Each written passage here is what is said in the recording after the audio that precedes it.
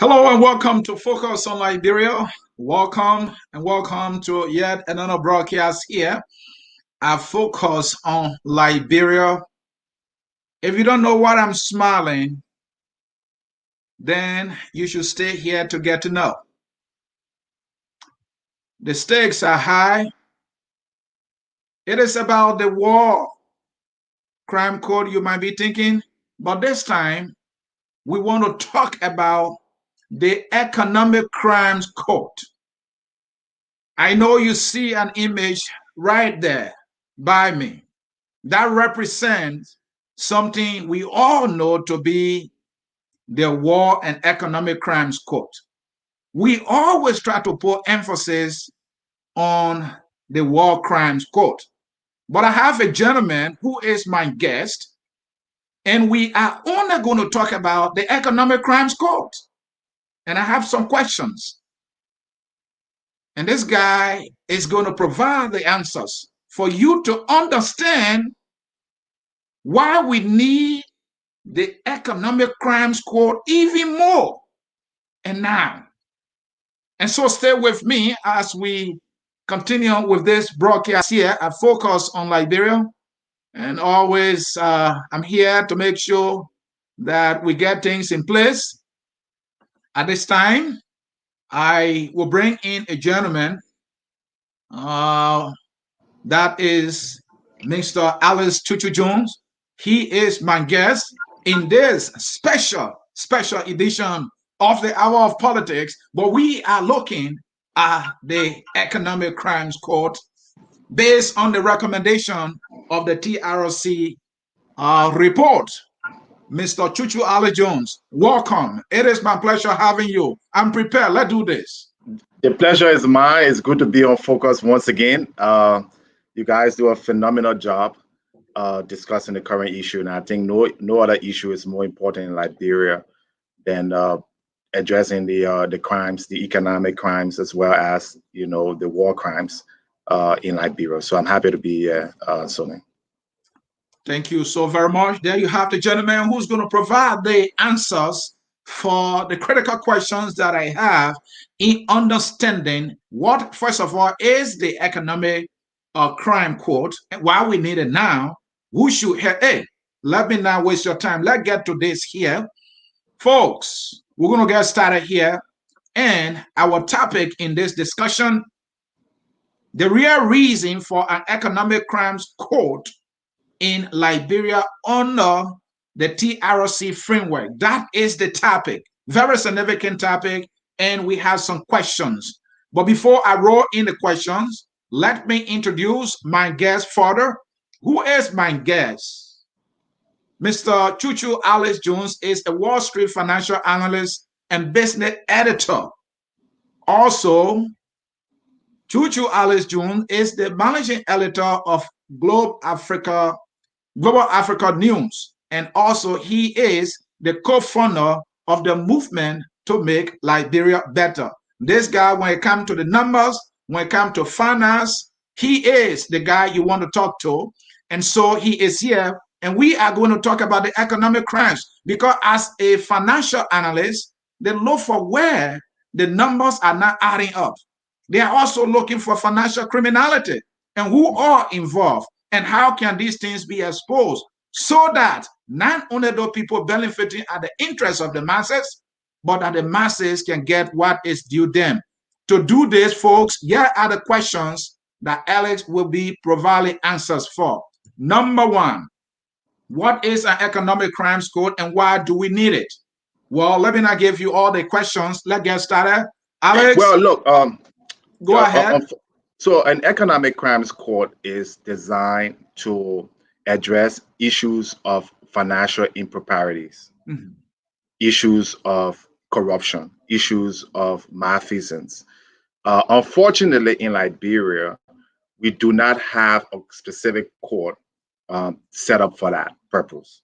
But in most developed countries, we have courts that address financial crimes, There are laws that are made just for financial, engagements and what have you. For instance, we remember during the crisis, the housing crisis in America, the Wall Street crisis, where banks fraudulently gave certain people interest rate based on their race. One particular case is with the Wells Fargo Bank, where they were giving one interest rate to one group of people, another interest rate to another group of people. So that's an economic crime. That would be contest, or where they sold products to people, fraudulently.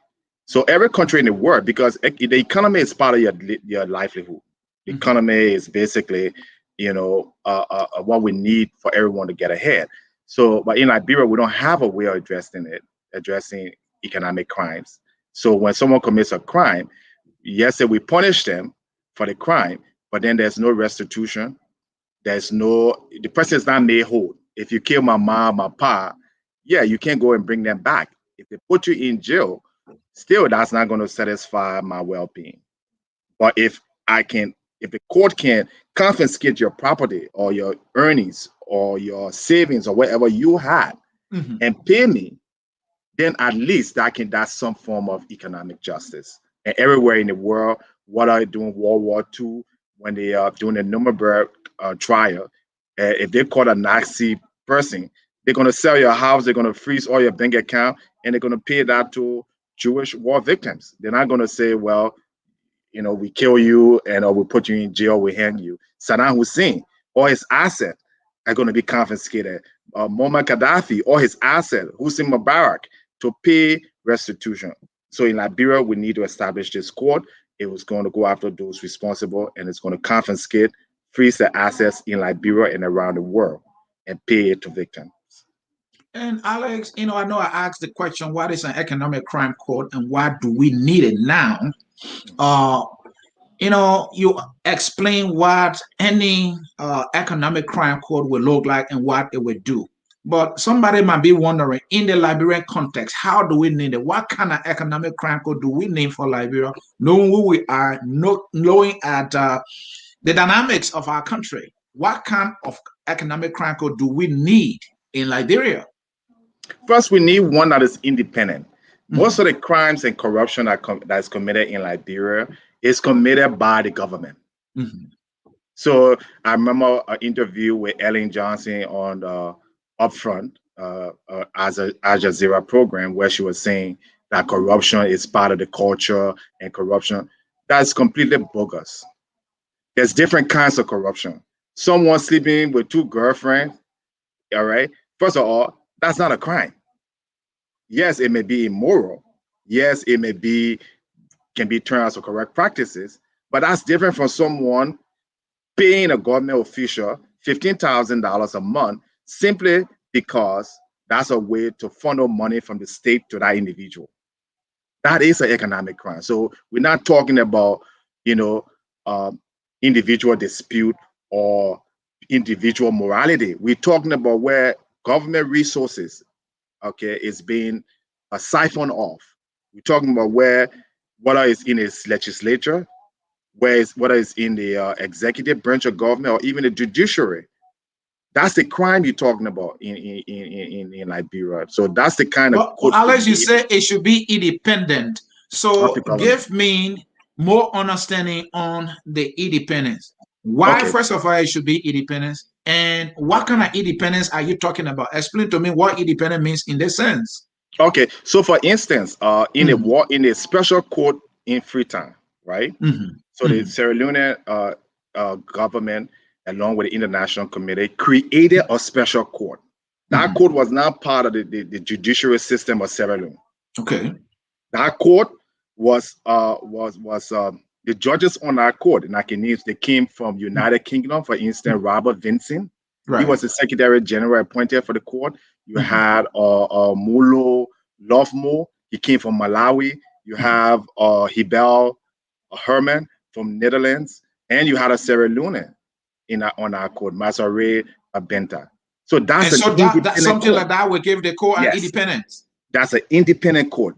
That George Weah appointment or CPP getting together with the government and say, oh, let's appoint Alex Jones or someone to be head of this court. No, we're going And to do why it is that exactly. important, Alex? And why is that important that these individuals that are appointed have no attachment, that have no interest in any of the alleged criminals whatsoever? Well, Sonia, it's very simple because most of the people who are being accused, right, Yeah. are in government, are senators and representatives. So Mm-hmm. if the government is the one that appoints the court, there's going to be conflict of interest. Okay. So that's the reason why it has to be independent, and there's precedence. So it's happened before. Like I And just mentioned. do the individuals always have to be different nationals of the country in which the court is being established? No, it's a mixture. Like in a model of Sierra Leone, you had like a Sierra Leone on the court, but Okay. perhaps that Sierra Leone was an international person, had no. So people are vetted. So this is not to say that you're not going to have investigators, forensic accountants, or any Liberian counselor or lawyer, but obviously the person's going to be vetted. The person should have no affiliation or no participation in any political parties or any particular interest. Then the person will be qualified to join our court, as was done in Sierra Leone. So the All model right. in Sierra Leone worked perfectly, and that's the Mhm. same model we want in Liberia. All right, let me bring this in. And before I can ask my question, I see Rabba Monsieur Kwada is watching. We call him the General. General, thanks for following us here at Focus on Liberia. We will reach out to you. Rabba has a program here called the Opposition Perspective. Alex, let me come back to you. How should the economic crime code that we want and which was recommended by the TRC be set up, and where? Does it have to be in Liberia? That's been a lot of discussion. I've been involved in a lot of discussion with journalists, individuals who work on this process. And first of all, I want to say again, the people who've been working on this issue have done a phenomenal job in the presence of Hassan Bilidi and Jerome Verdier and Imaiwa Savis. Those are the people who have been championing this issue from day one. And we must give them credit and we must respect their work. So I've been in contacts with them. I even have an article that's coming up during this week concerning the grassroots effort, which I think we'll go into. Right, But we'll get to that. I personally believe that a court should be established in Liberia, just like Sierra Leone. And the reason is Liberians need to see justice.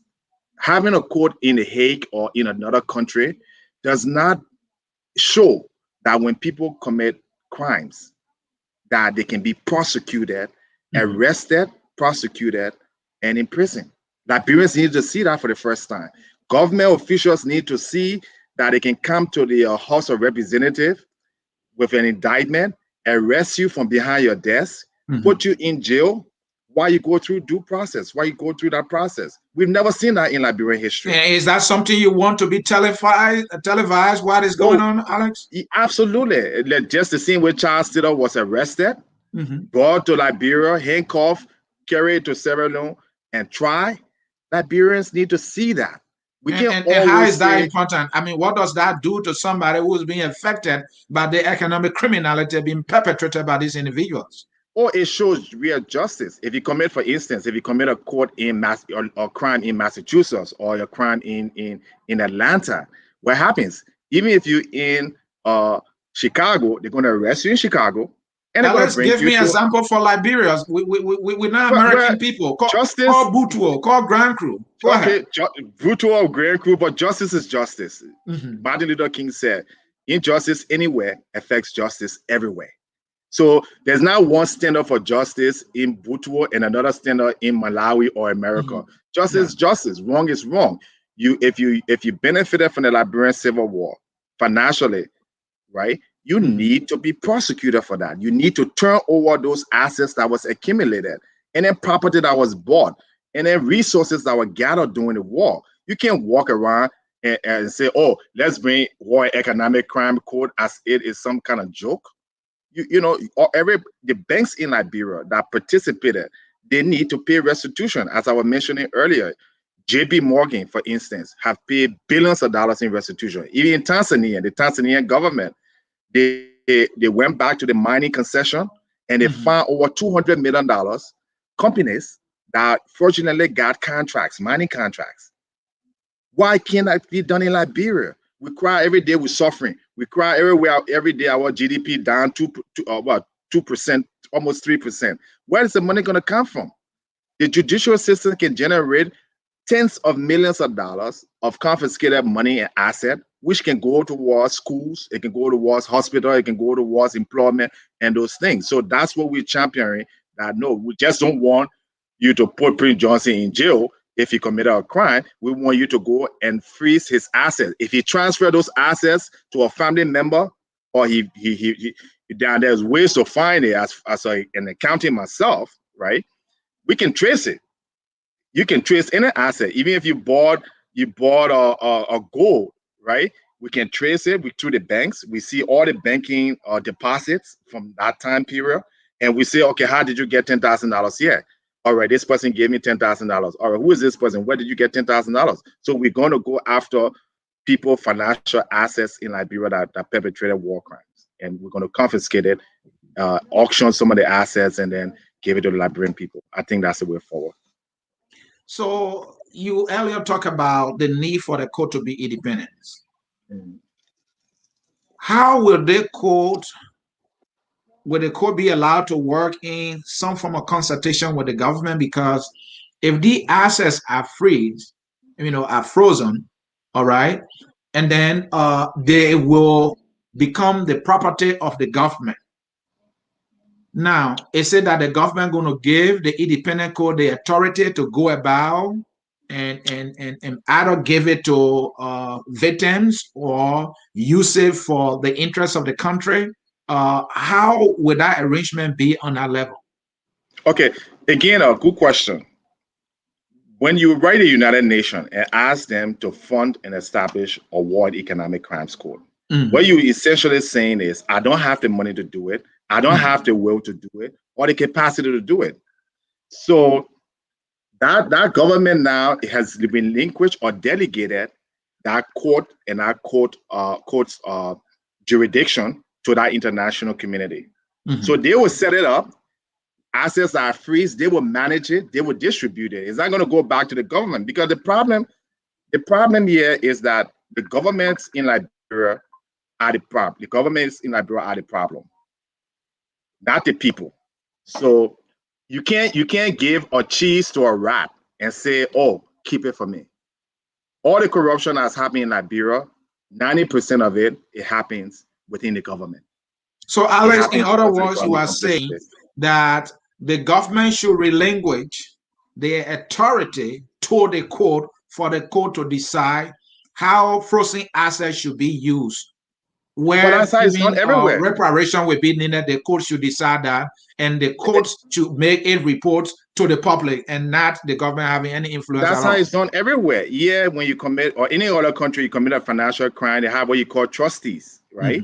The court, if they freeze asset, the court will put the asset on a trustee. It can be a financial institution, it can be a trustee board, right? And they are the one who are going to distribute the resources to the needed party, not the government.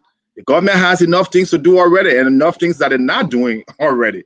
Well, this is something where they don't have to be involved at all. The only thing George Weah has to do is to write a letter to the United Nations Secretary General asking for them to fund and establish a special court in Liberia that will address war crimes and economic crimes up to and Alex, from what I'm getting from you, I'm getting the sense that you are making the argument that the economic crime code is more important than the war crime code aspect of it. Is that what I'm hearing from you? If that is yes, then why? I don't want to downplay the effects of the crime that was committed against people. I'm a victim myself. My father was murdered in Liberia, and no amount of money can pay me for that loss.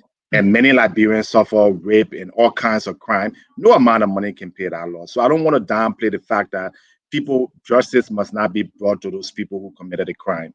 But what I'm saying that in lieu of that justice, and or like if I borrow from Dr. Sawyer, concomitantly with that justice, there must be economic seizure, there must be economic reparations to the people. Now, can you identify everybody and say, all right, we accumulated $100 million as a result of seizing Prince Johnson assets and property, Bennett Yuri assets and property, and so forth, right? How do everybody's going to get X amount of money? Perhaps not. Everybody, some of the people, you can't really identify them. But what you can do is you can use that money to build schools and give people free tuition, free uniform, free books, free healthcare. So anybody on a certain income level can benefit now directly from those services, because all Liberians, especially the young people, has been disadvantaged by the war. I can support myself. I don't need a reparation for Liberia to make a living or to do stuff. But there are many people today who will never have a future.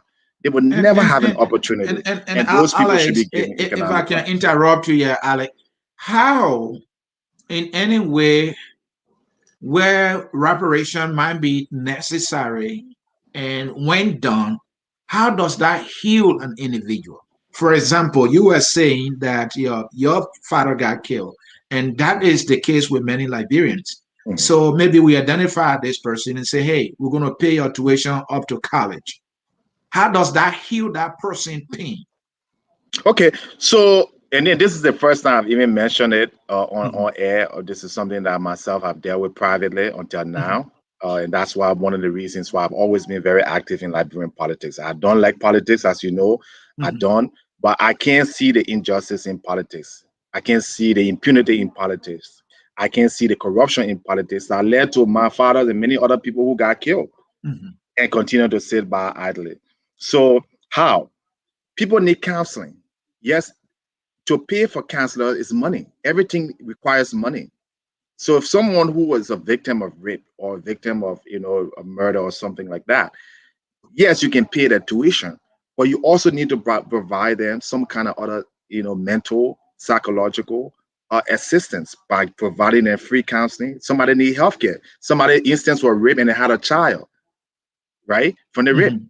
so they have no support. They're carrying our child today alone, single-handedly. Liberians are not addressing these things. They're not talking about these things. Instead, what they're talking about, making boycott, making Yuri, making Joshua, making Comey president. Cummings? How is that helping this woman or child who's being raped from the war? If Comey becomes president, what will he do? What did Ellen do when she became president? What Watala in Ivory Coast doing as a result of being president? So that's a political issue. We need to address the economic and war issue in Liberia that's led to so many victims. And that's why I think we're gonna keep um, talking about. I don't give a damn about the election in Liberia, because all the political parties are corrupt, and none of them are capable of bringing real peace and stability and And, accountability in and, and, Liberia. and Alex. So what I care about, and let me just finish Mhm, the statement, is mhm. you setting up a war and economic crimes court that has the teeth, that is independent, and that will bring and deliver justice, financial justice, that would deliver accountability going forward, so people cannot go in government steal money. You got American in there running around in America here pretending like there's some self-made millionaires. When we all know, if it's not for Liberia and the corruption in Liberia, there will be nothing. You'll be sitting there in Guinea in some kind of little hut. So why should one person, why should you and I work hard every day and make an honest living? And Amar Khan and Bennett Yuri must benefit, and Charles Taylor and his families and Joel Howard Taylor has the right to take what belongs to the people. Why is that fair? So Mr. no, that's why it Jones. needs to be in Liberia. Mr. Jones, in anything you know very well, leadership is key. So the quote that we're talking about, let me roll in my question here. Uh, who should set up this economic crime court? I think we dealt with that. So let me bring this question. All right. Who should and shouldn't spearhead the grassroots effort of this particular court? Okay, so first of all, I'm very dismayed and disappointed at people who today are showing up and talking about war crimes court. Mhm, And I'll go and basically I'm a straight shooter. mhm, And if somebody has a problem with that, they can come on the show and we can debate it.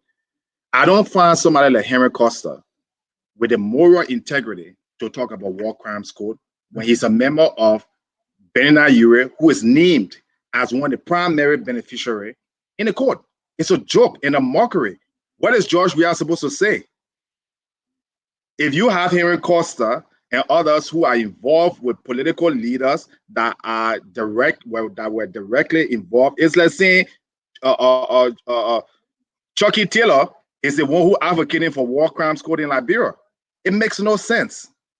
So who should be the one to the grassroots, like I named? Hassan Bility, Emmanuel Savis, Jerome Verdier. These are people who have good conscience. They're not aligned with any political party that I know of. Even if they are, they have not expressed any support for any political leader or party. These are the only people my organization and myself recognize as legitimate grassroots leaders of Liberian war and economic courts effort. Anybody else, they only playing politics, including Henry Costa. He can continue his show. I think he has other initiatives that are good. Continue to call George Weah for his corruption, for his crime. But when it comes to the war and economic court, this is a secret matter. This is something that people lost their families. While you there saying you're going to school because Bennett Yuri is giving you money and giving you affidavit of support. So what happened to the thousands of Liberians in Liberia who can't go to school? And this is just disingenuous. And Liberian people, they disgust me. They can't stand up for one thing, one time in the entire history, like Sierra Leone or any other country. Henry Costa is aligned with Bennett Yuri. He supports Bennett Yuri. Bennett Yuri is named in the Truth and Reconciliation Commission. Lone Star Corporation is named in the Truth and Reconciliation Corporation. You can put that out. So how then, with a man like that, claim to not be the one who will be carrying on any grassroots effort? It's a mockery, and the people like that should stop it. We got enough capable people who work hard, and we should continue to support the effort. I'm now part of that group. My efforts in Liberia has been mostly economic reforms and mostly about financial accountability. But when it comes to war and economic crimes, we have people who are dedicated and who have their integrity. Let's stick to those people. So talking about Yuri, what did the TRC recommendation or report say in any way concerning any involvement of Mr. Bennett Yuri that you're talking about? You send me this piece of information, and let me read it here. Lone Star Corporation, Liberia's only mobile phone service provider from 2000 to 2004, allegedly committed an array of economic crimes, including tax evasion, bribery, and telecommunication fraud. Lone Star was owned by two corporations: A, Investcom Global Limited, a Lebanese corporation that owns 60% of Lone Star Corporation, and B, PLC Limited, a corporation owned jointly by Charles Taylor and Bennett Yuri and Emmanuel Shaw II, two of Charles Taylor's financial advisors. Because Liberia has no functioning land-based telephone system, Lone Star greatly profited from its status as the only company in the telecommunication sector. So talk to me about this. How in any way did this implicate Mr. Bennett Yuri of any financial criminality? How does it not? It just tells you. You tell me. You send this to me. It does. It does. Tax evasion, bribery, fraud. These are serious crime. This corporation here is owned by Charles Taylor. Charles Taylor is being prosecuted and jailed for crimes in Liberia, right? Why is it even in existence? The first thing the economic code has to do is to investigate this company, find all those that link to the war crime, sanction them, freeze the asset from it, right? And put new management over this company because it still has a role to play in Liberia. I think Yuri's daughter is the managing director of it, even though I don't understand what kind of experience or expertise she has. So this is clearly what Liberians should be talking about. How do you bring now? Let's go back to this company. They paid $30,000 according to this same report. If you read further, it says that they acquire 60% because this is a South African company, MTN, that went to Nigeria and other countries, right? And when they go to these countries, they give share to the people so that it can be a profit sharing scheme where the ordinary people in Nigeria or the ordinary businesses in that. When it came to Liberia, guess who became the shareholders? Yuri, Shaw, and Taylor. I remember clearly when it was talking about this company becoming a shareholder company for Liberians. And it was and Alex, let me hold you back. There's a piece, the one I just read. It talk about this auto corporation owned by a Lebanese, and that Lebanese businessman has 60%. correct. So, do you smell anything with that percentage being given to this Lebanese businessman? So that's what we need to do. And that's what the economic courts was do. They were going to find out who this person is. They're going to find out first where they got their money from, what the name of the corporation. And I think Zizé was on your show the other day. He did a very good presentation about the banking fraud and through Ellen time and now. Look, the country is rotting. And the country is rotting because Liberians are not honest people. And we want to push the political thing. Cummings wants to be president. The other wants to be president. And none of them can come out and say the truth. None of them can come up with any clean hands. So, in this, you got it right there. Liberians are suffering while Lebanese people in Liberia now, they get 60% of Lone Star. In the same report, the 60%, it says here that Yuri and Shaw, they acquire it for $30,000, right? Right. Between 2000 and 2004, Lone Star generated $36 million in revenue. And Alex, before you continue, this is what I remember, right? I was in Liberia at a time when Lone Star was launched. SIM card was $65. It's in a report. And they were selling SIM card to Liberians for $65 when Liberia were under an economic embargo for the very child stealer. In fact, the report called that price fixing. It says they also allegedly engaged in unlawful price fixing and charged 50 cents US per minute for local calls and 125 USD per minute for calls to the United States. Lone Star Corporation also charged $65 for a subscriber's identity module, which is a SIM card. This is a SIM card, yeah. Which is mandatory for all mobile phones. And these are all the reports. You go there, you see all the footnotes and everything. So they're still involved in price fixing. So look, the simple way forward, institute the War Economics Crimes Code in Liberia. Make it independent. Let them be responsible to prosecute all war criminals or economic criminals in the past and in the future. Just the way how now, Mosquito in Sierra Leone, years after the court, they still prosecuting people. So that War Economic Crimes Code could serve as the model in Liberia for future economic crimes. The TRC recommends that because there's no way of prosecuting any government official in Liberia. When you go ask them what they say, oh, you can't prove it. Yes, we can prove it. If there's independence, we can put a team in Liberia. We got forensic accountants. We can check bank records. We can check the history, financial history, and you can prosecute these people. But the government itself is corrupt, and they will never prosecute themselves. That's why in any developed country or developing country, when there's a case where there's a conflict of interest or corruption between the government, they usually get a special court or a special independent investigator. You saw that during the Trump investigation here in America. Again, justice anywhere affects justice. Injustice anywhere affects justice everywhere. That's what we need in Liberia. We don't need no elections. We don't need no Cummings. We don't need no Alex Jones. All we need in Liberia is real justice. That means if Alex Jones commits a crime, let him go through the same process. If Bennett Yuri commits a crime, let him go through the same process like everybody else. Rich, poor, popular or unpopular. And Liberia will be a great country in 5 years. That I guarantee you. And Alex, you were talking about evidence, so right? Because at the end of the day, it is a court.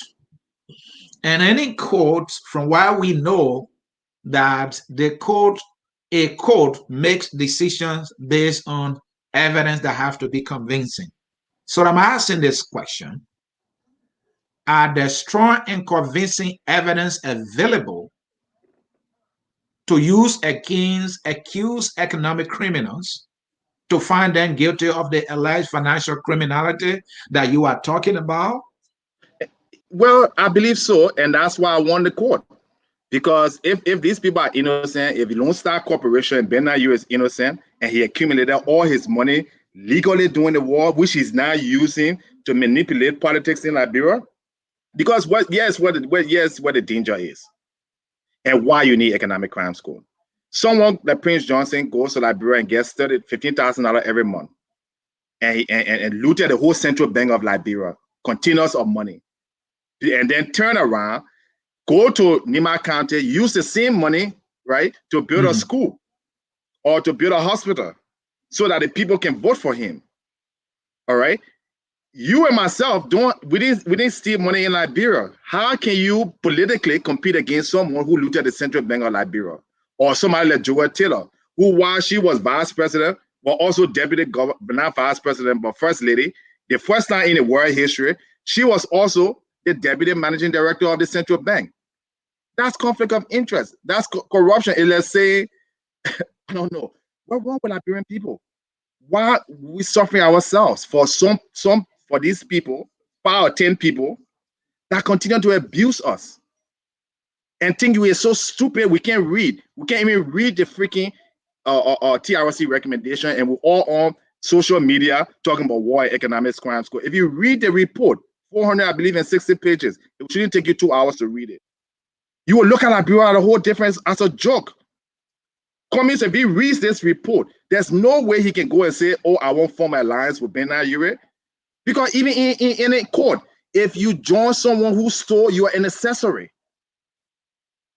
So how are you going to be president now and then you come back and say, oh, no, let me go and prosecute Yuri for his crime? It don't make no sense. Well, maybe Mr. Alex Cummings just rarely. That's why he said he's supporting the Work and Economic Crimes Code now, after I've been dancing around this subject for all these 4 years. Completely, it's unfortunate. It's unfortunate that a man of that caliber, because I read it. I spoke with Jerome Verda a couple of years ago, and the first thing I said, I want to read this report. And that is the best document Liberia has ever produced, economically, politically, socially. Yeah, I agree. I read it. I continue to read it. It's detailed, and I'm so proud of that work. That work is, like I said, it's a model that should be taught around Africa. They did an extensive review. It was very professional. Okay, and when I read the report, it gave me insight into even the 1970 regime, into the Totmos regime. How certain people again was enjoying and the rest of the people was suffering, which led to it even tells you about the funding of the country Liberia. Exactly. It tells you about the mistakes that were made in the past and how we will correct those mistakes. Right. And you talk about the how power is central around Monrovia and how we can decentralize the power so as to avoid the political tension. This is a brilliant piece of document. It's a brilliant work. Any smart president, Alex, I know you the guest here. Any smart president would take this document and say this is a document that will be our policy document to change the country. But these guys are all signing like munya people. That's all they do. Yes. And these are the so-called educated people. These are the so-called business executive.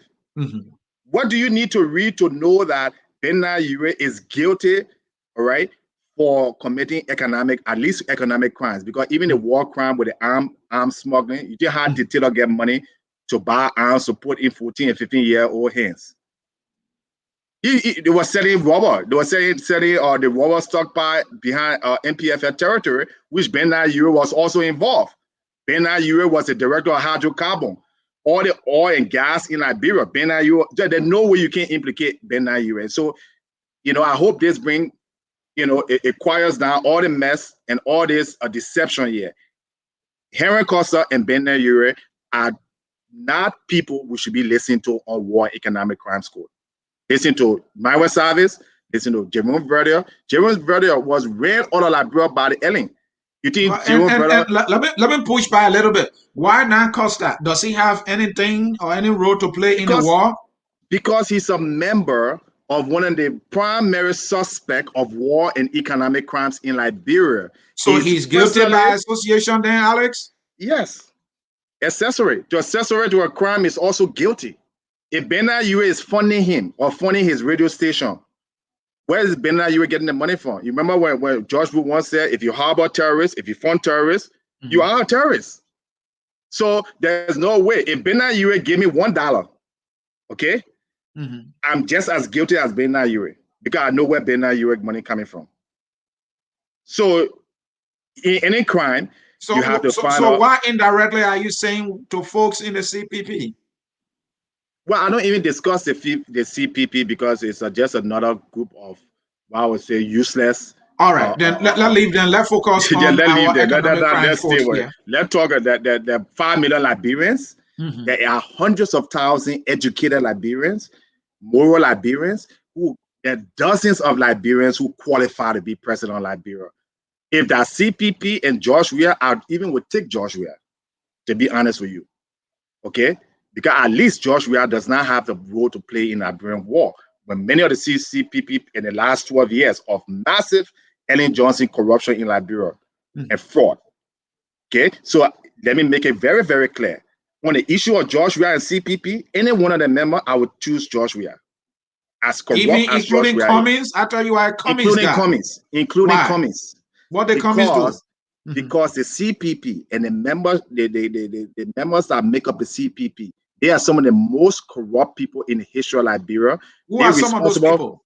Okay, Joseph Boyka, 12 years under the Ellen administration, with a massive impropriety, benefited, he got paid, he sent his children to school.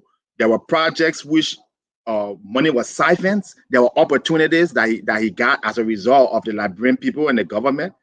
Ambassador Boyka has not been indicted by any report whatsoever. His supporters will say, and I have not come across any report. The government the government of Ellen Johnson Sirleaf will be indicted for economic crimes if you have an independent court. Okay. And Boyka is a member of that government. It's the same thing as saying you're going to indict the Nazi, but you're not going to indict Hearst. Hearst was the deputy Führer for the Nazi. Right. Hearst was in many respects, he was not ambitious. He didn't commit the criminality that most of the Nazi members committed. In fact, Hearst flew a plane from Germany all the way to London, right? To not London, but Great Britain, to go and sign peace. That's what he did. He flew single-handedly on aircraft, left the Nazi, left his job to go and make peace with the Allies. Guess what? They prosecuted him at the Nuremberg trial. So, Mr. Jones, unless you're trying to tell me that the Unity Party-led government for 12 years did not commit any crimes or corruption, including arresting journalists such as Henry Costa for no other reason than for political reason, then Boyka is free. My family man, Ronin Sear. Exactly, Ronin Sear, for instance. He was shot many times. In jail for I don't know how many years. You know, but you see, I blame us because we're the same people who the people arrested. The same one today, we're talking to support them. Because Ronin Sear is a smart journalist. You should know why did Boyka not stand up for him when he was arrested. Did you hear one comment from Boyka's office and saying, no, this is an outrage that said we should not be arresting journalists? And that's why I want this court to be in Liberia. And this court, the economic side, will indict the Sirleaf administration. So if Liberian people are serious and they say they want to bring Boyka to be president, then they deserve to suffer. Then they deserve for Liberia to be corrupt. And Mr. Jones, let me bring this. So the same we're talking about Boyka here, and let's divert a little bit. In his recent interview, when he was pressed on this issue of him saying they squander a lot of opportunities, some of the example or instances he cited were one, we have ministers who came from abroad and have to pay their mortgages abroad and while stay in Liberia. And he said when it came to implementation, you know, just paraphrasing, he said, "Oh, boys, we're just doing PowerPoint presentation." You want to comment on that in relation to he not being Absolutely. able to Look, say anything about the criminality that was going on at the time? I mean, it speaks for itself. It just shows you how useless the Liberian politicians are and the Liberian people, how deceitful we are. If we're going to prosecute Charles Taylor and Prince Johnson, then we must prosecute those, whether those Liberians are left in here and stole money. Because again, there's I think Savage came out with the term, there's legal and illegal and illegal corruption.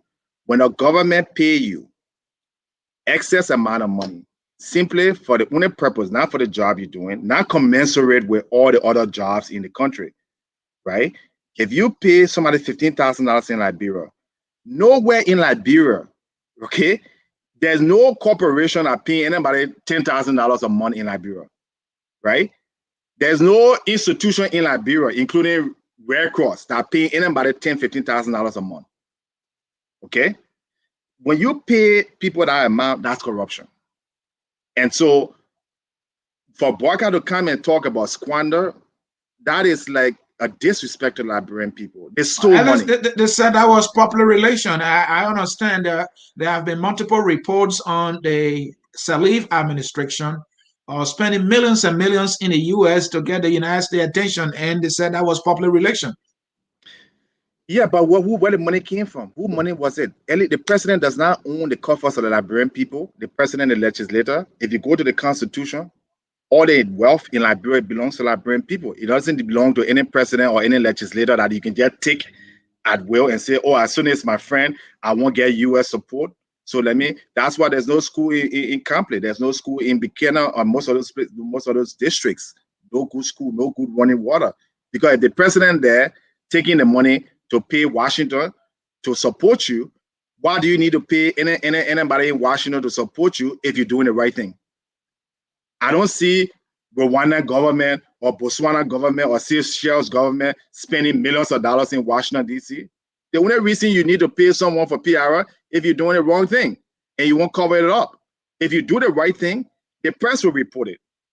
If you build schools and hospitals and prosecute those who are responsible for crimes, trust me, you don't need to advertise it.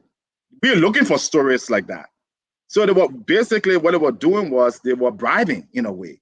You want to count the same thing the CDC government sending Tua and McGill. Yeah, how much does it cost to send a delegation to America? That can build 10 schools in Liberia. Alex John, do you know the guy called Vani Shema? I spoke about Vani Shema, and I think I predicted that Vani Shema on you're very sure that he was a criminal. And the US came after that interview and banned him from coming to America. Most of these things that you see happening today, again, like I said, and Alex, do you know he has been with the Unity Party? Yeah, he was the chairman for the Unity Party. So the Unity Party now is coming back, and they coming with Old Man Boakai, and Old Man Boakai. You remember when Harry Greaves was murdered under mysterious circumstances? I can say that way. That's crime. How, and then there was a guy called Juan Allison also was killed. And we never heard from Boakai, and now we are all yelling about Prince Johnson killing Doe. That is right, though. But should we turn a blind eye to those other killings that were done under the Unity Party? No, absolutely not.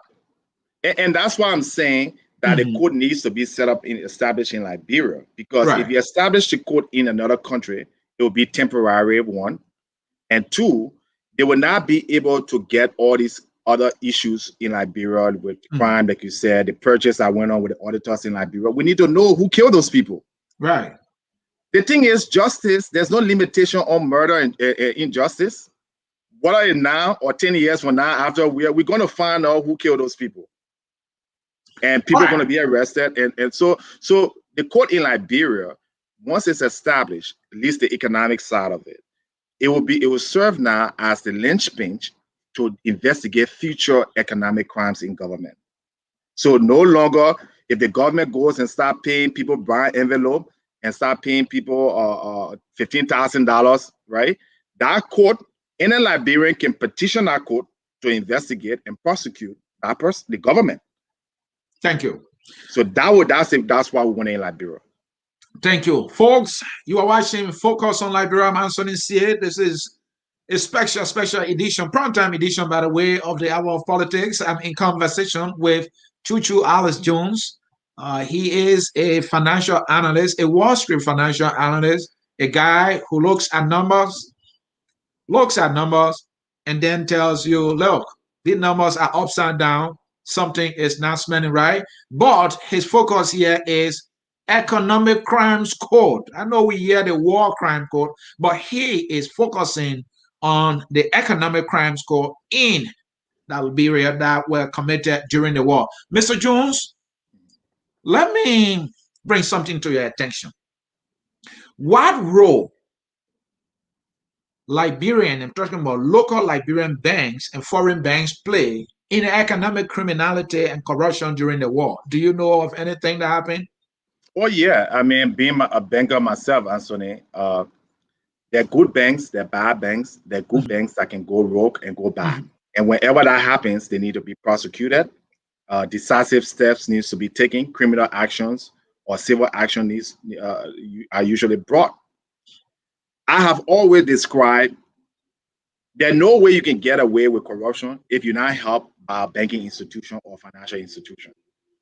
Corruption in itself, especially in the context we're talking about economic.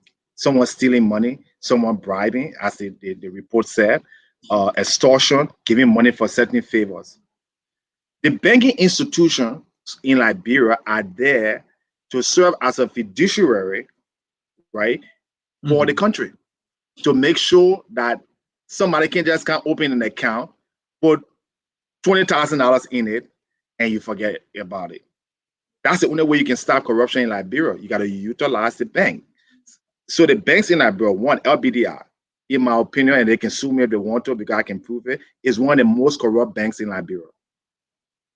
They from alien time, that's where half of the corruption in Liberia takes place, including government payroll, concession. They're a bunch of corrupt people. Let me give you an instance.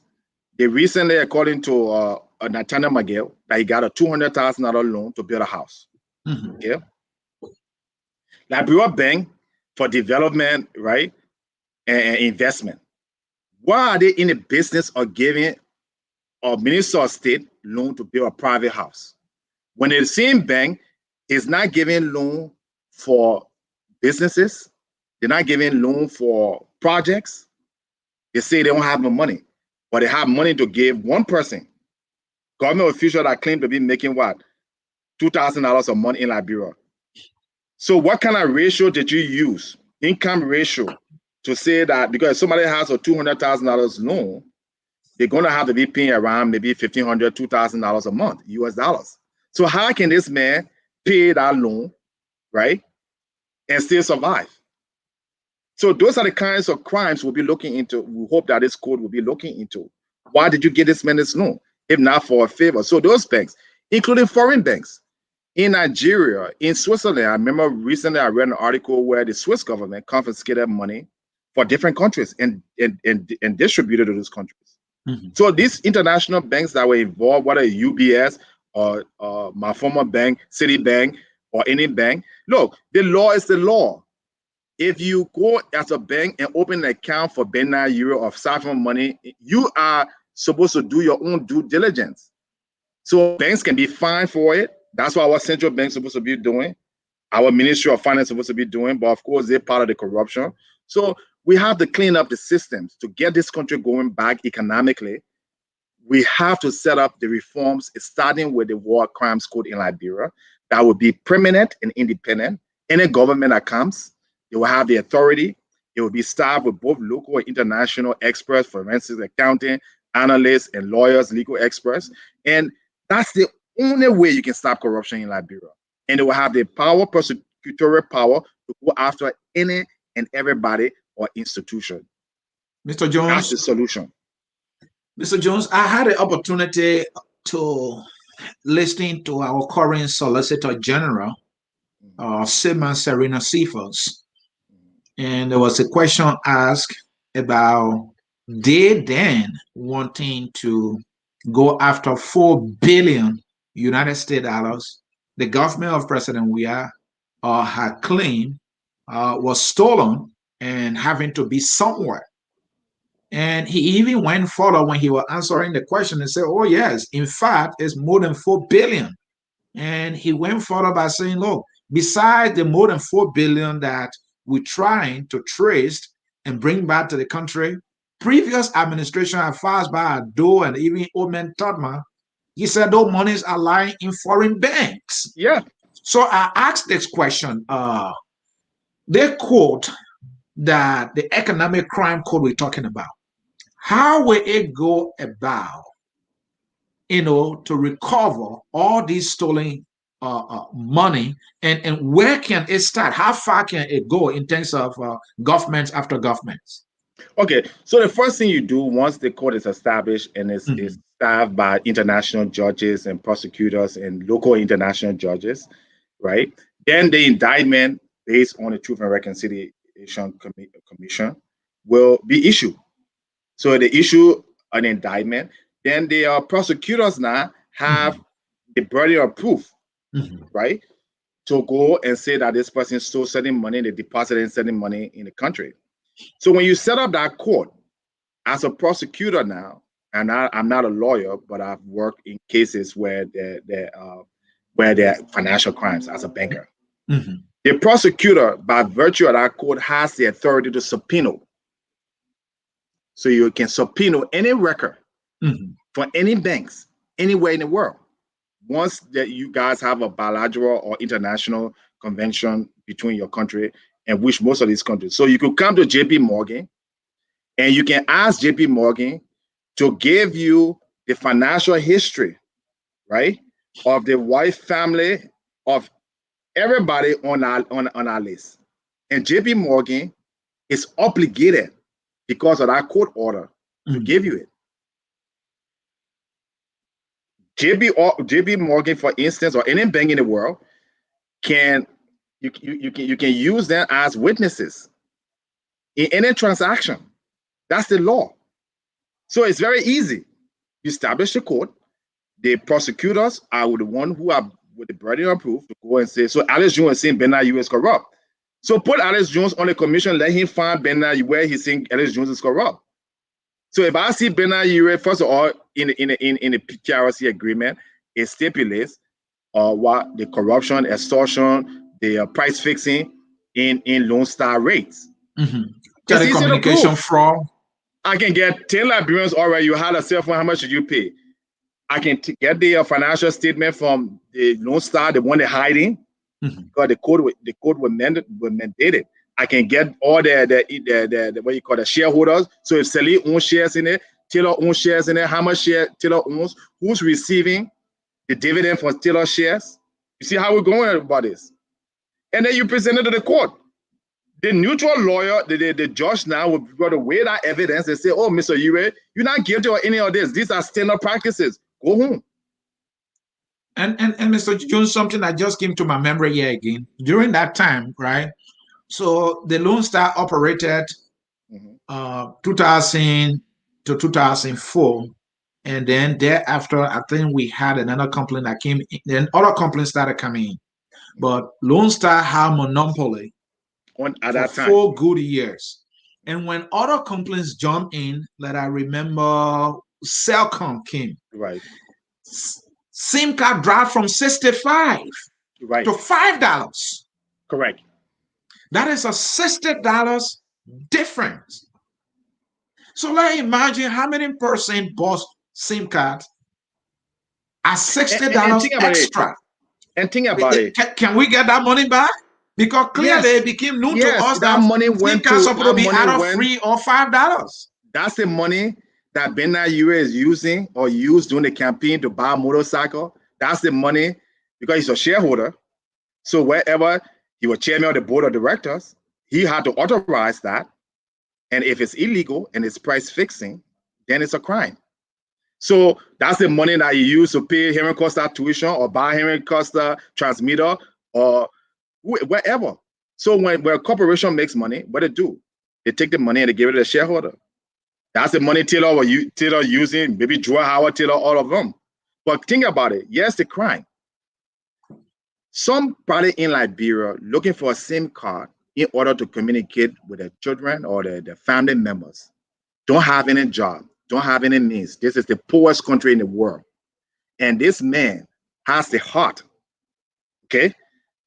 Already stole a lot of money from MPFL, and I have the records, whether through maritime or through the MPFL government, which was a very corrupt government, has claimed to be one of the richest men in Liberia thanks to his corruption, has the heart to charge someone, a single mother in Liberia or older person in Liberia with no income, $60 for SIM card, knowing very well it don't 65. I learned 65. It was so. It's in the 65. report. And all these things I'm saying, go to the report. Or Liberians that got big mouth and I like politics, read. It's in the report. I read it from the report, and that's why I'm confident. So come sue me. It's in the report. So if you have the heart to do that and walk around, you just as a scum as Prince Johnson or anybody or Hitler. All right. You're evil. Mr. Jones. Evil person. You're greedy, robber baron person that don't deserve in Liberia. Whether you're president, or whether you who in Liberia, it doesn't matter. That is unethical. Why are you exploiting the people who already just came from a war? And they're still doing it today. When you see people who are listening, the reason why you're paying the rates you're paying is so that Bennett Yuri and his children can get money. If Liberia had a real government, they would regulate it. And they would stop that practices. Mr. Jones, you are right. These kind of practices, robbing the Liberian people in the name of doing business continues. We were right here when they took away free call. You guys are the business people, because some people said, no, the company need to be profitable, so they're going to take it away. But then they continue to hack, the data price, looking at the very poor people. So this thing has been going on and on. But at the end of the day, Mr. Jones, we need this economic crime code to be established now. We have our current administration. You said, all Joe needs to do is just pick up the pen or just instruct somebody to write a letter to the United Nations. At least we need an economic crime code. Saying a war crime code thing is almost like Obuku men will say in Liberia. At least give us the economic crime code. Now, talking about that, let me show you something.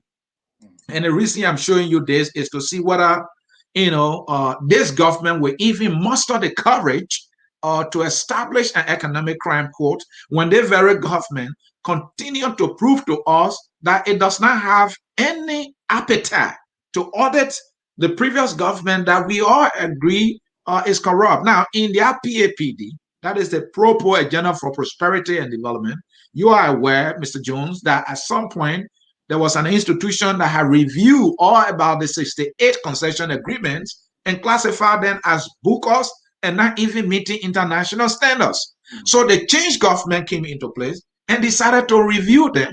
And in their policy document, this is what they are saying. Review concluded that the process of securing, negotiating, and implementing these concessionary agreements in Liberia met internationally accepted best practices and brought benefits to the Liberian people. Mr. Jones, tell me, all these concessions agreements that were signed by the Joseph Boakai and Ellen government, where are the benefits brought to the Liberian people that the CDC government is telling us about? Well, as far as the CDC, and then that document, again, I always criticize it on the Business and Economic Forum on your platform. So again, some of us be around for a while, and we've been consistent that document had nothing legitimate for the Liberian people. Is a piece of crap. To say that where was the 66 agreement when the Global Witness group came up and condemned 66 of the 68 agreements, something around that number. Global Witness is an internationally credible organization that have won many, many awards. They had to come to Liberia to tell our government that a contract you're signing does not benefit you or your people. What a disgrace. And this was Honor Ellen, our proclaimed Harvard graduate economist, that some organization in the UK has to come tell you that what you're doing here doesn't make any sense or benefit. and the Joe Boycott, who they claim has the wisdom and claim that being in government for all these years, he could not see that. What are we talking about? We're talking about a company like Meta Steel. Okay, you know the prices of iron ore. I'm a trader. I'm trade commodities. I trade things for many years. Okay, these are prime assets that can develop any country. You don't even have to take the iron ore from in the ground to get a loan. Most of these companies, what they do, they go to those countries, right? They sign a concession agreement. They don't have even the money to execute the concession agreement. They take the concession agreement, they come to a US bank, right? Or US fund, investment fund, they get $1 billion to undertake that project. So you don't even need the money. You have the resources in the country. This is the growth, the biggest incompetence by the early administration, by Joseph Boyka, who again, every time I hear his name to be president, I'm sickened by it. I'm sickened by it. This is billions of dollars that Liberians should be enjoying today over the last 15 years. Today, iron ore, steel prices, almost every commodity is shooting through the roof. We couldn't have set up an iron ore company, go internationally, raise a few $1 million and start to mine our iron ore. We couldn't have gotten into a 50-50 partnership like Botswana. In Botswana, they have diamonds as the commodity. Most where in Africa is 15% that the government gets in royalty. In Botswana, it's over 50%. In fact, the Botswana government owns over 50% of De Beers, the largest diamond corporation in the world. Now, that's what the kind of leadership you need in Liberia. In Tanzania, like I mentioned earlier, the Tanzania government went after all these mining companies, and hopefully someday we'll get a real government in Liberia, we'll get a real president in Liberia that will go after these people. And all that nonsense people talking about, oh, the American people, the helping people, why it can be done in Ghana and Botswana and Rwanda and Seychelles and Mauritius, and it can be done in Liberia. If a US corporation breaks a law in Liberia, they will be prosecuted. In fact, they have what you call the U.S. Corrupt Practices Act, where if any U.S. corporation bribe anybody in any country, it's criminal. So what you're afraid of, if you are government to go after corporations in Liberia that are abusing their power and that is taking advantage, it's because these corporations and some of these corrupt people that boycott, they get kickbacks. Now, if any corporation in a foreign corporation or businessman or leveling man gave money to Unity Party so Ellie and Boyka could win, that's still corruption. Boyka is not going to change. So let's stop this nonsense. We got good people. I can name here good people who can be president. And if Boyka or Cummings will be president of Liberia, I will personally campaign for George Weah. They are no better.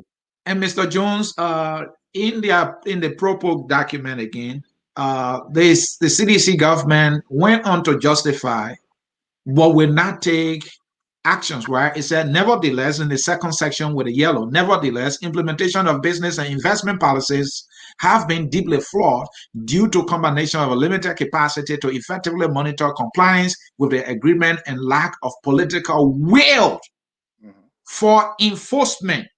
So are you the one supposed to give excuses for a past administration that you have all the power to hold accountable? That lack of political will. So where is your own political will now and I was to carry on this implementation? And I just said, maybe facetiously, that if Boyka or Cummings are the only people that Liberia can put forward for president leadership, I will campaign for Charles Taylor. That's a little facetious, but I will tell you this much: the way government is completely incompetent and cruel. Okay, very incompetent, very cruel, wicked. The same way how people are suffering in Liberia with the telecommunication. Why are they sitting down? If they are government, they can go after petty people and talk about law and order, but they can't go after Bennett Yuri, who has been proven, like you said, in a indictment here. Forget about the International Crime Court. The CFOS man you're talking about. It says here, the determinant of the following individual groups, personal, institution, and corporate entities in Table 2.3 are responsible for committing economic crimes between 1979 and 2003. Definition of economic crimes are corporates with domestic and international laws and standards. There are 60 crimes that the TRC determined were committed during this period, aiding and abetting economic criminal actors. Yeah, so that means if a student here is benefiting from Alex Jones, who benefited from child stealer, you're a criminal. But I mean benefit if you're getting money. Yeah. If I come and buy shares in your company and using that money, that's aiding and abetting. Second one, corrupt malpractices, like you said, price hiking. But why if the individual doesn't know? Why if I don't know that Alex Jones is in this kind of dubious deal and I buy from him? Am I still guilty of aiding and abetting? You have to do your due diligence as a corporation. So if JP Morgan goes and open an account for a drug dealer in Mexico and they didn't do that research, JP Morgan is responsible. They're culpable. They will be charged. And so while we're talking about Elliot, management just sent us the research here quickly. It said London-based accounting firm Moore Stevens found that only 2 out of the 68 resource contracts worth 80 billion were conducted properly. But then the CDC will go to justify for the administration.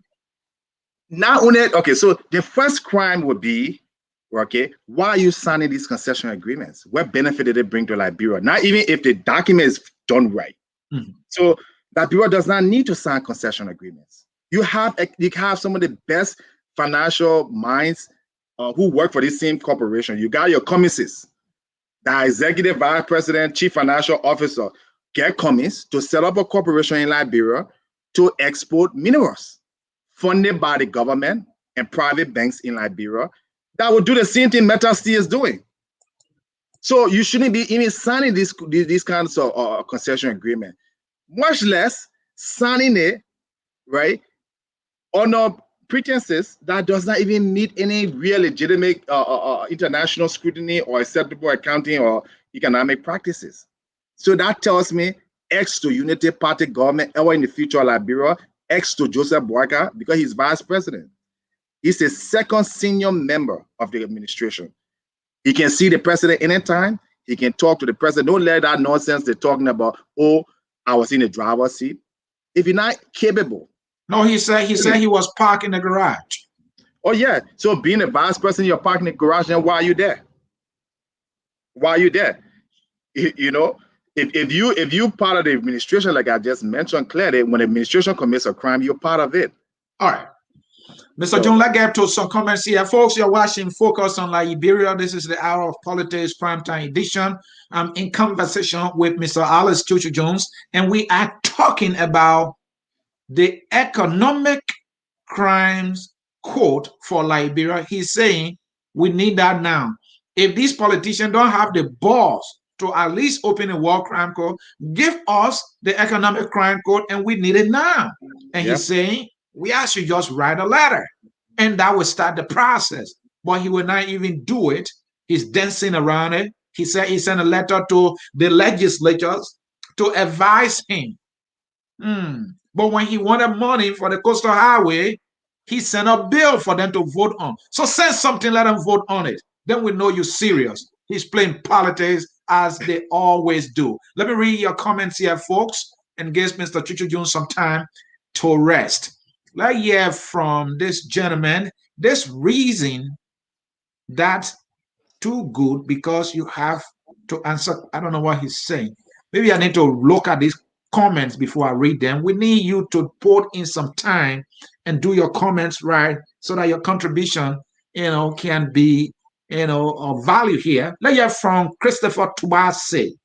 Crime of the century. Ellen Johnson Sirleaf investing about US $1 million into Charles Taylor's War of 1989 is the crime of the century. Also, I firmly believe Ellen Johnson Sirleaf should be charged for the killing of 350,000 innocent Liberian women and children. That is the man Tubasi right there. Let's hear from this gentleman, Tanun Gibson. So how do you think we can get past the pushbacks and resistance from powerful organizations and individuals in the country.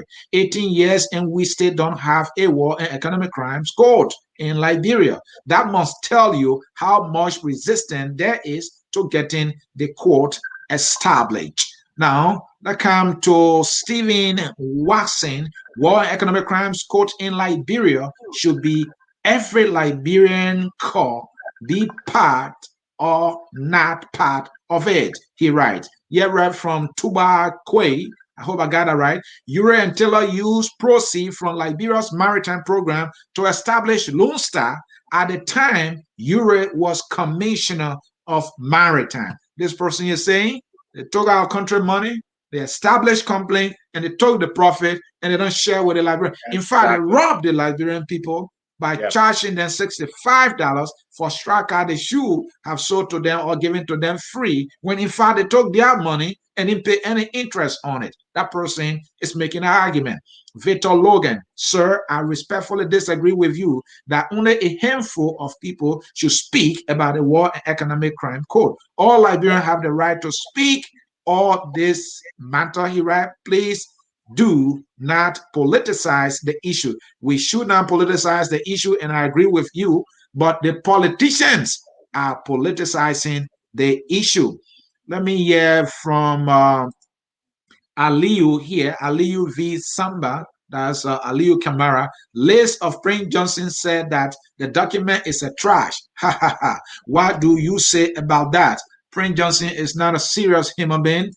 He's only hiding because we don't have leaders. We have jokers in power. If I were president of Liberia, Alice, I tell you, I don't need war crime code. I need to use the Constitution of Liberia. This guy took her arms against the state. I charge him with sedition. I grab him. I lock him up. Let me see people of Nimba come after me. They would not do it. They would not do it. Charles Taylor, why the biggest gun was grabbed and handcuffed. Right. We didn't see all the folks who were chanting for Charles Taylor. They didn't do a damn thing. They all went in their shell. All right, let's read this one here. You mind if we answer some of them because I kind of like, yeah, Mr. Jones, your family work in the top of government. They too need to face the economic crimes code. So the same guilty by association Costa finds himself in, you two are in the same situation. Yes. This person is coming after you, and I like that part, because we all need to be here accountable. So let me give you time to respond to that one and maybe the rest. Okay, so we started one. Yes, if my family member, my father, my dad, my whoever work in the Torah administration, grab the assets, first arrest them if they indicted, and then confiscate the property. But just for the record, no, I don't have any relatives that work in the or in any one of these government. But if I do, that's what should happen. As far as the comments concerning the WEA administration, the WEA administration is a joke. Everybody knows that. Here's a man who could not handle running Lone Star. Okay.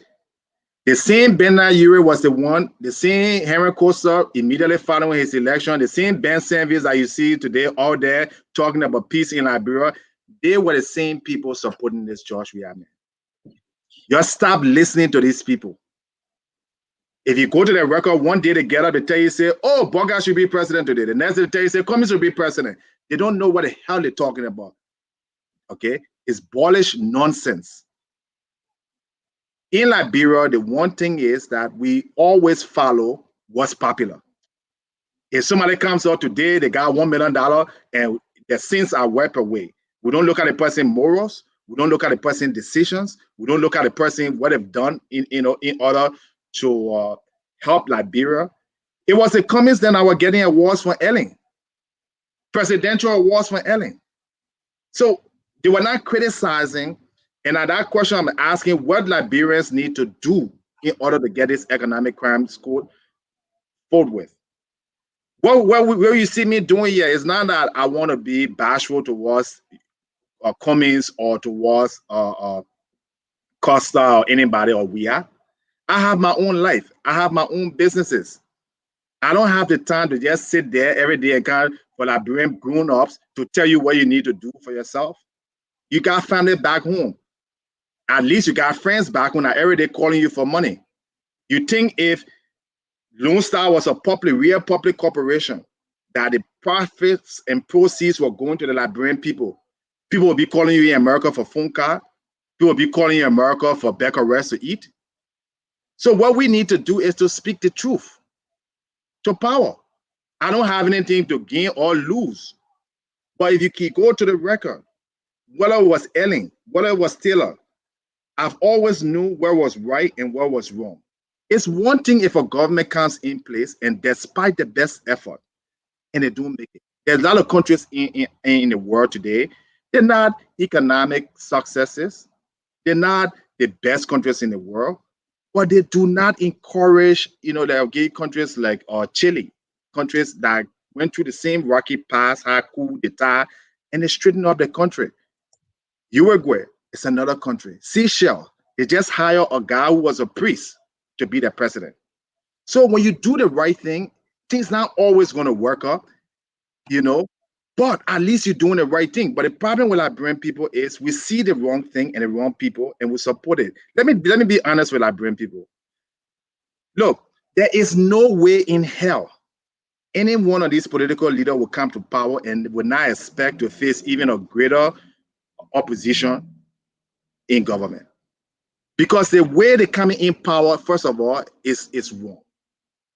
And when you do things the wrong way, you expect the same backlash. Just the way how Doe came to power, executed some people from the Tower administration, or Tower came to power where he was vice president under the corrupt, dictatorial Tottenham that took all the Liberian people resources and profited it for himself. What did Tottenham do to Liberia so much that people will go and talk about Tottenham? This man got houses, mansions in almost everywhere in Liberia. Where he took that money from? Why should he take the profit of the country for himself? That's the same money he used to send his children to London School of Economics, that his children will come back now and rule over you. Let's stop this nonsense about people. They wear the pants just the way, the same way Cummings wear his pants, or we are wear his pants, the same way I wear my pants with one leg. So we need to speak up. We need to follow the right thing. Not follow DeLong or Yuri or Cummings. You're a man. Anybody over 18 years or 21 years, you're a man. You don't need to look to another man for direction. And that's what all we need to do. We are not going to send out that letter. I'm joining with Verdia. I'm joining with Emmanuel Savas, and we are going to push the international community for the establishment of this code. Whether we are wants it, whether Yuri wants it, whether Cummings wants it. That's going to be the only issue. We're going to boycott every election in Liberia, and we're going to keep the center of discussion on the War and Economic Crimes Code in Liberia. So your political thing, you not join in quick. You just get there, and I won't be part of this imperial presidency. That's the only way I will change Liberia. What we're saying to you is join us. If we bring this code and you support the code and you help Liberian people, why will Liberian people not say you should be the next president? So Cummings has just come up, and we're happy he did. We hope that the words will follow. I mean, you have the deeds, not just words, because Yuri has said it. For use your money that you're spending on politics and supporting the CPP, and help us, help Verdia, help Savas. Let's get 1 million signature. That's what you should be doing if you say you support the court. Or maybe let's get 2 million people in the streets.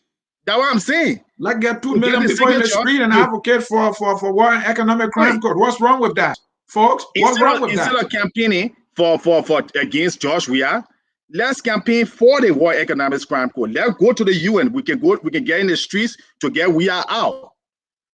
But we can get in the streets. Mr. Jones, we are about to close. Yes. I was saving something you said. It's not I was not paying attention to that. Elections are coming. And when I was listening to you carefully, you said, well, all these people name you hearing, they are not a real deal. They are Liberians out there that can give us better leadership than what these guys are offering us. These guys are offering us crumbs, if I can paraphrase you. So to close, Mr. Jones, you're going to do two things. Yeah. You can give your conclusion on the need for the establishment of the economic crimes code in Liberia now, not tomorrow, but now. And then you tell us, beside these presidential hopefuls, the Boakas, the Cummings. I think DeLong, he's checking out. He's not ready for prime time. And who are the other Liberians out there we should be paying attention to, you think? Okay, so again, when I look at leaders, leaders are only people who can stand up for the right things. Whether you are Gandhi, you are Martin Luther King, you are, Bill Clinton or whoever. The only reason you're a leader is because you're able to look in society, find injustices, what is right that the people want and follow. What do the people want in Liberia? They want war. They want justice. They want opportunities. They want they want a land where everybody will be treated equally. Now Yuri children will get special treatment, then Alice June children get special treatment, but Yakarolo's children cannot get any treatment at all. So when I talk about leaders in Liberia, you ask yourself, look in your community, look in the nation. You have people like Tewan Gongolo in Liberia that fought for human rights in Liberia, fought Ellen. Okay. Why would I choose or Cummings that are aligning with Yuri, aligning with Boaka or Tewan Gongolo? Even your Emmanuel Service, why young people can't step up to the plate with one change? Why are you always behind being a sycophant? So Liberians look at people who demonstrated that they stand up for the War Economics Crimes Code, that they are there to do the right thing, and they will stand up against anybody, rich or poor, big or small. Those are just some of the names I will put out there. You got a lot of Liberians in Liberia. Forget about in America that work every day, work in the judiciary system, work in human rights. So we can pick any one of these people if we have the right reform where county's resources will go to county. You not take the iron ore from Nima County and you take 90% of it and take it to Monrovia so the president can buy a private jet. All right. So those are what some of the things we're looking at. So, and people like yourself, Asoni, why do you think you are not fit to be president of Liberia? You advocate, you're a news excellent journalist, you're a family man. Why? Because you got $10 million. So now we've got to go for people who got money. So anybody can be president once you have the moral aptitude to become president. And we should get our notion order. You got to be a Torbo, you got to be a Weir. We don't want that anymore. Or Ellen Johnson Salib, you got to go to Harvard. We don't want that. These people have destroyed or Sawyer. What have they done for us? So when you bring up Cummings, what's the difference between a Cummings and a Ellen? If you want to talk about corporate experience, Ellen had corporate experience. If you want to talk about past experiences and leadership role, Ellen had that. Ouattara today is one of the most business savvy presidents in Africa. He was head of the Central Bank of West African Francophone Company. And the man, what he did when he got there, he turned around and he changed the constitution so he can run a third time. Yeah. Guinea president, Alpha Condé, was a professor. He's a professor in France. Just stop going behind these people with big names. Look for people you personally know and people you personally respect. They don't have to have money and they don't have to be a big name. And those are the people you will look at. Thank you. That was the voice of Mr. Alice Chu-Chu Jones. Thank you. We can do this again. You know how we do it here. I focus on Liberia. Thanks for coming. Folks, I got something for you. And let me bring that for you to close. We are talking about the Economic Crimes Court. Some time ago in Liberia, I had the opportunity to be one of the trainees for trauma healing. I became a counselor for those who were suffering from the trauma of the war. I was trained by the Lutheran World Federation, Lutheran World Service in total for 3 weeks. I got my certificate. And during the ceremony, when we were graduating from that training, we have former U.S. ambassador to Liberia called Base Mamarik. And then we were lucky to have a respected Liberian called Dr. Tuba Nantipote.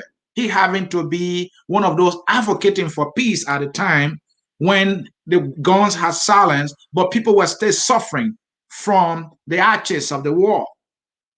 But Tipote did something. He sang a song. He was crying for peace. And I'm going to sing that song for you. I'm not good at singing, so bear with me. And he said,